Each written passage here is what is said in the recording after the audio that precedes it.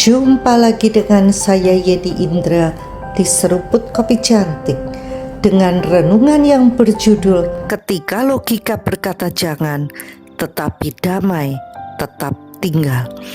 Setahun yang lalu saya melihat sebuah video TikTok tentang Somaroy, sebuah pulau kecil di Norwegia yang unik.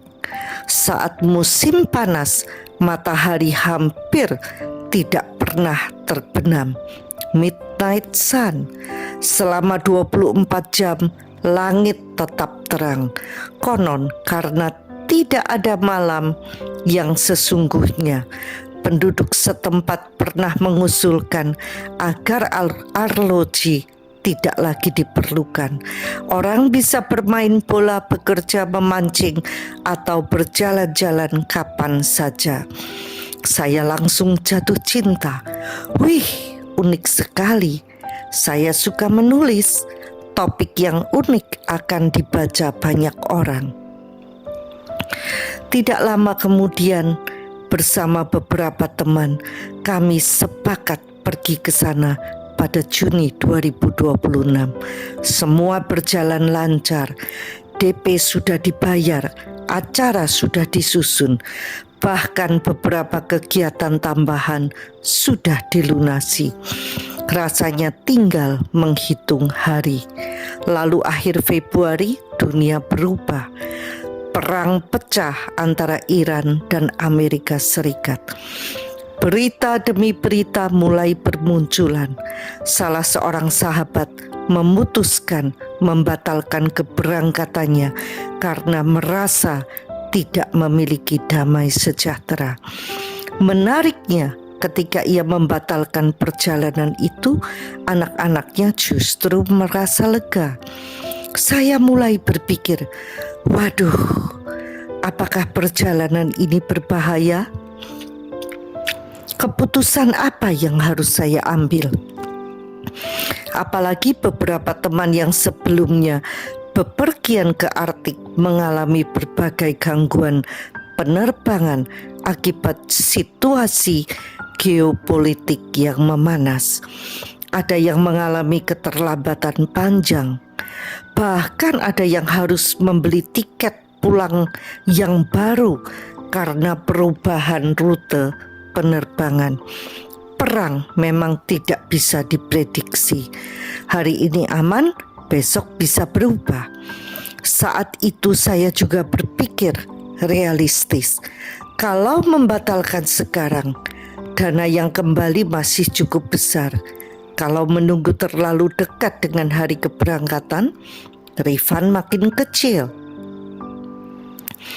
Menjelang keberangkatan, situasi belum juga mereda. Bahkan 4 peserta memilih menambah biaya dan mengganti maskapai agar tidak melewati wilayah Timur Tengah. Sahabat lainnya memutuskan mundur karena trauma terhadap masalah tiket dan kekhawatiran tentang keamanan. Sementara saya dan beberapa teman lain tetap pada rencana semula. Saya bahkan sempat berpikir lucu kalau Pak Anton Teddy, owner TX Travel, dan Burita istrinya tetap berangkat, ya saya ikut saja. Mereka pengusaha besar, mereka juga tidak mau mati. Kami tertawa, tapi di balik candaan itu ada pertanyaan yang serius. Apa ini iman atau nekat? Karena hidup memang tidak pernah menawarkan jaminan 100%. Selalu ada unsur ketidakpastian. Tetapi ketidakpastian bukan berarti kita harus hidup dalam ketakutan. Saya teringat bahwa sebenarnya sejak tahun 2023, saya dan suami pernah bermimpi mengunjungi Lofoten. Namun perjalanan mandiri terasa sulit. Jaraknya jauh. Saya tidak bisa menyetir. Kalau suami harus mengemudi sendiri, pasti sangat melelahkan. tempat ini sudah lama ada di dalam angan-angan saya. Kalau bukan sekarang, kapan lagi? Di tengah semua pertimbangan itu, saya belajar sesuatu yang sangat berharga. Saya belajar mendengarkan suara Tuhan. Selama ini saya sering mendengar bahwa Tuhan berbicara melalui hati yang dipenuhi damai, bukan melalui pikiran yang dipenuhi berbagai kemungkinan. Karena itu saya terus memeriksa hati saya berulang kali. Bagaimana perasaan saya yang paling dalam? Adakah ketakutan? Apakah ada keraguan? Apakah ada kegelisahan? Dan setiap kali saya memeriksanya, jawabannya sama, damai. Aneh memang. Ketika logika saya bisa membuat daftar panjang tentang apa saja yang mungkin terjadi, tetapi hati saya tetap tenang. Bahkan dua sahabat yang akhirnya mundur sempat berkata kepada saya, "Kamu mah imannya kuat dan berani." Saya malah jadi galau. Jangan-jangan saya nekat ya.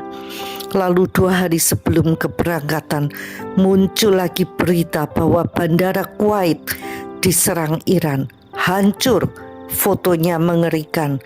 Waduh, memang Kuwait jauh dari Dubai, tetapi tetap saja membuat hati kembali bertanya-tanya. Saya berdoa meminta hikmat. Lalu teringat sepupu saya Lily, anak lelakinya Kevin adalah pilot Qatar Airways. Saya minta dicarikan informasi. Jawaban Kevin sederhana, aman kok. Bahkan pesawat ke Kuwait juga tetap terbang. Entah mengapa saya langsung lega. Dan saat menulis artikel ini saya di Narvik, Norwegia. Saya tersenyum ketika mengingat seluruh prosesnya. Bukan karena saya berhasil sampai di sini, tetapi karena saya kembali belajar satu pelajaran penting. Hidup adalah sekolah seumur hidup. Kita terus belajar membedakan antara ketakutan dan hikmat, antara logika dan damai, antara kemungkinan terburuk dan pimpinan Tuhan.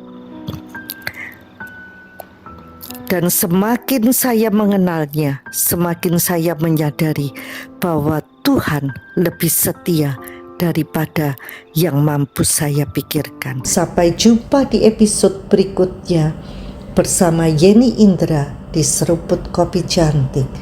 Tuhan memberkati.